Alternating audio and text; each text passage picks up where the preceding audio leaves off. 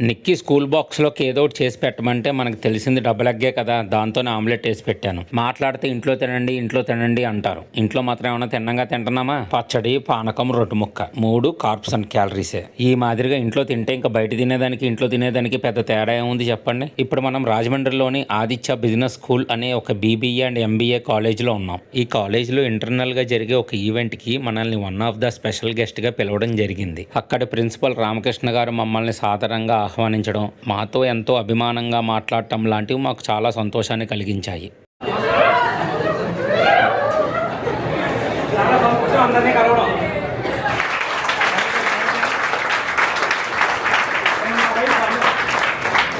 ఈ మానిటైజ్ అనే internal event కోసమే మనం ఇక్కడికి స్పెషల్ గెస్ట్గా రావడం జరిగింది. ఫ్లోర్ మీద ఫ్లోర్ ఎక్కుతూ అందరు స్టూడెంట్స్ని కలుసుకుంటూ నెమ్మదిగా 4th ఫ్లోర్లో ఈవెంట్ జరిగే ప్రదేశానికి వచ్చేసాం.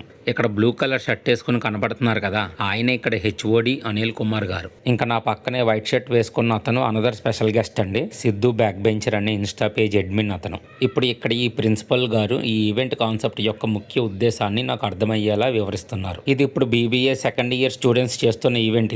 ఇక్కడ కాన్సెప్ట్ ఏంటంటే బ్యాంక్ దగ్గర స్టూడెంట్స్ మనీ తీసుకుని ఇక్కడ సెటప్ చేసుకున్న 9 రకాల డిఫరెంట్ మార్కెట్స్లో స్టూడెంట్స్ సెట్ ఆఫ్ టైం పీరియడ్లో ఇక్కడున్న మార్కెట్స్లో ఒక్కొక్క మార్కెట్ దగ్గరికి వెళ్ళి ఇన్వెస్ట్ చేస్తూ వాళ్ళ దగ్గర ఉన్న మనీని ఇంక్రీజ్ చేసుకుంటూ ఉండాలి. ఫైనల్గా ఏ టీం దగ్గర ఎక్కువ మనీ ఉంటే వాళ్ళే విన్నర్స్. ఇదే రూల్ ఇక్కడ పెట్టిన 9 మార్కెట్స్కి కూడా వర్తిస్తుంది. ఇక్కడ ఈ 9 స్టాల్స్లో పెట్టిన మార్కెట్స్లో ఏ మార్కెట్ అయితే ఇన్వెస్టర్స్ నుంచి ఎక్కువ లాభం పొందుద్దో ఆ సెగ్మెంట్లో వాళ్ళే విన్నర్స్గా నిలుస్తారు. ఇంకా బ్యాంక్ దగ్గర డబ్బులు తీసుకుని నేను మార్కెట్స్లో అడుగు పెట్టాను. ఈ ఎక్సెల్ బింగో స్టాల్లోని కాన్సెప్ట్ ఏంటంటే అక్కడ ఒక చీటీ తీయాలి, ఆ చీటీలో ఉన్న ఫార్ములాని 1 minute ఎక్సెల్లో అప్లై చేయాలి అంతే. ఈ స్టాల్లో వచ్చేసి ప్రజెంట్ ఉన్న ఏ ఇంటెలిజెన్స్తో మన బిజినెస్ని ఎలా పెంచుకోవాలనే దాని మీద అవగాహన ఏర్పరుస్తారు. దాంతోపాటు కంపెనీ లోగోస్ని చూపించి వాటి పేర్లను స్క్రాంబుల్డ్ లెటర్స్తో ఇక్కడ పేర్చమని చిన్న ఆట ఆడించారు. ఇంక ఈ స్టాల్లో వచ్చేసి కొత్తగా కంపెనీ ఎలా ఏర్పరచాలనే అవగాహన ఏర్పరుస్తారు వీళ్ళు. దాంతోపాటు అక్కడున్న ఒక చీటీని తీసి ఆ చీటీలో ఉన్న కంపెనీకి సంబంధించిన CEO ఎవరో తెలియజెప్పే ఆట ఆడించారు. ఇంక ఈ స్టాల్లో వచ్చేసి గేమింగ్ మార్కెట్లో ఉండే బిజినెస్ ఆపర్చునిటీస్ గురించి వివరిస్తూ మాతో కూడా ఒక చిన్న గేమ్ ఆడించారు. ఏంటో నేను లైఫ్లో ఎక్స్పెక్ట్ చేయని సిచ్యువేషన్స్ అన్నీ నాకు జరుగుతున్నాయి. దీంట్లో నా గొప్పదనం ఏం లేదండి, నేను కాదనలేని వాళ్ళ అభిమానమే ఈ సన్మానాన్ని నన్ను స్వీకరించేలా చేసింది.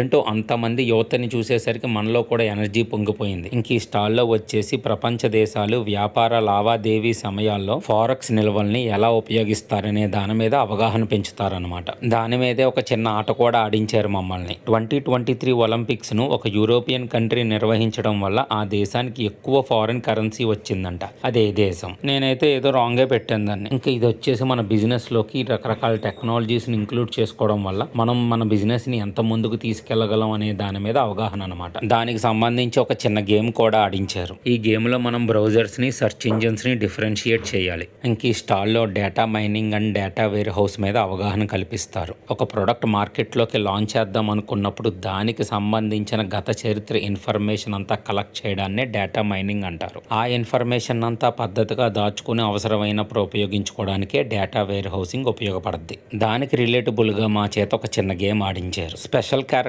కార్డు పిక్ చేయడం వల్ల 40 secondsలో 20 స్పెషల్ క్యారెక్టర్స్ని ఆ బౌల్లోంచి తీసి బయట పెట్టాలి. ఇంక ఈ స్టాల్లో బెట్టింగ్ చేసేవాళ్ళు ప్రొఫెషనల్ గైడెన్స్ ఎలా తీసుకుంటారో, వాళ్ళ దగ్గర నుంచి సపోర్ట్ ఎలా పొందుతారో చెప్పే వాటి మీద ఇక్కడ అవగాహన కల్పిస్తారు. దాంతోపాటు మమ్మల్ని ఒక గేమ్ కూడా ఆడించారు. ఇండియాలో స్టార్టప్స్ ఎంత పర్సంటేజ్ ఫస్ట్ ఇయరే ఫెయిల్ అవుతున్నాయో అనే క్వశ్చన్ వేశారు. నేను 55 చెప్పినట్టున్నాను, ఆన్సర్ అయితే 50% అనుకుంటా. ఇంక ఈ స్టాల్లో వచ్చేసి వాట్ ఈస్ క్రిప్టో కరెన్సీని మనం ఎలా ట్రేడ్ చేయొచ్చు, దాంతో మనీని ఎలా ట్రాన్స్ఫర్ చేయొచ్చు అనే వాటి మీద అవగాహన కల్పిస్తారు ఇక్కడ.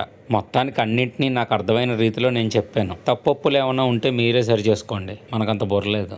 అక్కడ మధ్యలో మన వీడియోలు కూడా స్క్రీన్ మీద ప్లే చేసి అక్కడ తెలియని వాళ్ళందరికీ కూడా చూపించారు. మొత్తానికి ఈ ఈవెంట్ నా లైఫ్లో వన్ ఆఫ్ ద మెమరబుల్ ఈవెంట్గా మిగిలిపోతుంది. మొత్తానికి నన్ను ఈ ఈవెంట్కి తీసుకురావడానికి ముఖ్యమైన పాత్ర పోషించింది ఈ అబ్బాయే మొన్న. Thank you all for giving me this opportunity. ఆ తర్వాతే ఈ ఈవెంట్ కోసం వాళ్ళు పడిన కష్టాన్నంతా కూడా ఒక వీడియోలో చూపించారు. ఈసారి చాలా మంది ట్రోల్ చేశారు వీడియో స్టార్ట్ చేసినప్పుడు, కానీ ఆ ట్రోల్స్ని ఆయన ఎలా తీసుకున్నారంటే అది తన ఇన్స్పిరేషన్గా తీసుకుని సార్ ఇప్పుడు ఈ కేటగిరీలో ఉన్నారు. లేదు, నాకు మళ్ళీ నేను లైఫ్లో ఎదగలను అనే పాజిటివిటీని మాత్రం ఇప్పుడు వదులుకోలేదు.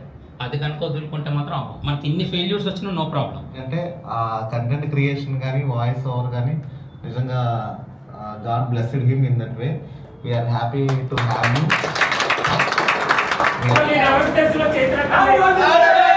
ఇంకా తర్వాత మాకు స్టాఫ్ రూమ్లో ఎగ్ బిర్యానీ, చికెన్ బిర్యానీ పెట్టి సాధారణంగా పంపించారు. ఇంకా సాయంత్రం రోస్టెడ్ సన్ఫ్లవర్ సీడ్స్, అట్టుపండు తిన్నాను. రాత్రంతా పని మీద ఒక 3-4 గంటలు బయటే తిరిగాను అంతే.